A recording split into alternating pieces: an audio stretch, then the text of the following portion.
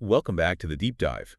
Today we're all about cracking the code of content marketing for podcasts. Yeah, we've got a ton of notes and articles here ready to dig in and see what makes listeners click that subscribe button. And I gotta say, one thing that really stood out to me is how important it is to know your audience. Like, really know them. Oh, absolutely. It's way more than just demographics, right? It's like, what are their dreams? What keeps them up at night?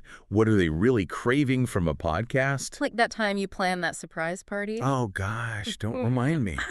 But yeah, if I'd really known the birthday person, I would have realized they hated surprises. Exactly.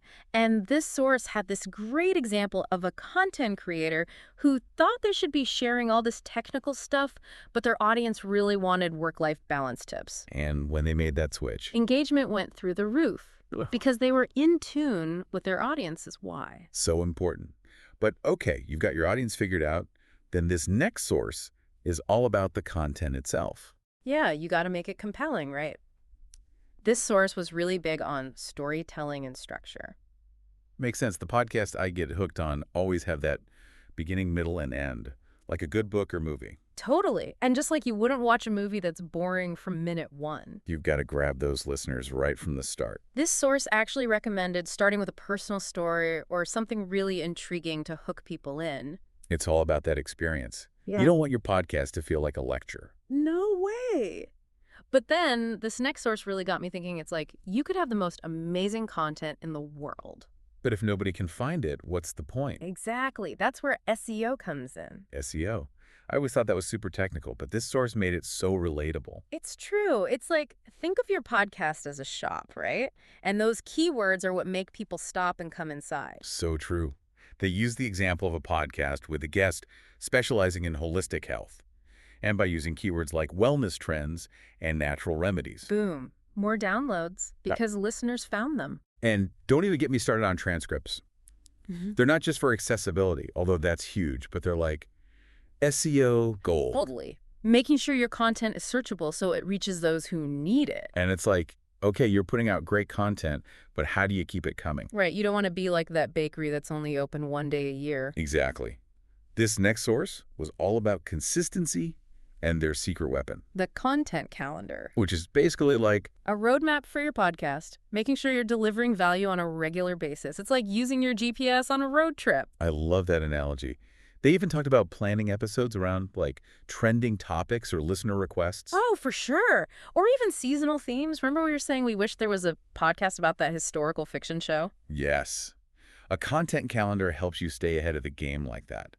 But you've got your content planned, it's time to. Shout it from the rooftops. This source was all about promoting your episodes. They said you should treat every launch like a mini event. Oh, absolutely. You've put all this work in. You got to get people excited. They were really big on social media, like eye-catching graphics. Teaser videos. Yes. Give people a little sneak peek behind the scenes. People love that. Oh, speaking of connection, this next source really got me thinking about how a podcast isn't just a one-way street. It's true. It's about building a community, right? This source highlighted creating a space for listeners to connect, like Facebook groups or those live Q&A sessions. The podcasts I'm obsessed with, they all have that, like a real sense of community where people can geek out together. It's like you're not just listening, you're part of the conversation. And speaking of conversations, remember all that data we were talking about? Oh, yeah. Turns out it's not just for show. This next source was all about actually analyzing your podcast's performance. It's like you can finally see what's working and what's not. Yeah. This one source even mentioned a podcast host who realized their episodes were way too long. Really? Yeah, they saw this huge dip in engagement at a certain point and were like, okay, got to shorten things up. And it worked. Totally. Listeners came back because the episodes were the perfect bite-sized length. So it's all about using that data to make your content even better. Just like, trying different recipes until you find that perfect balance. A little bit of this, a little bit of that. Exactly. And speaking of finding the perfect blend, looks like we've reached the end of our deep dive into content marketing for podcasts. I'm seriously feeling inspired right now. Me too. I feel like we've uncovered so many great tips and tricks. But before we wrap things up, I want to leave our listeners with one final thought. Oh, I love a good thought-provoking question to end on. So we talked about understanding your audience, crafting amazing content. But one thing that really stuck with me was the importance of community. Oh, 100%. The podcasts that really stand out They've nailed that whole connection piece. Right. So my question to our listeners is this.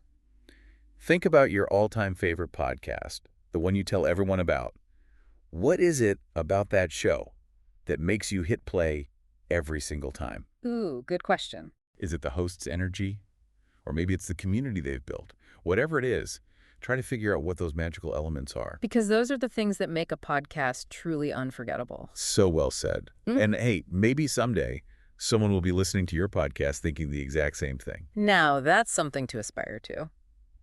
That's a wrap on our deep dive into content marketing for podcasts. Until next time, keep learning, keep growing, and keep diving deep.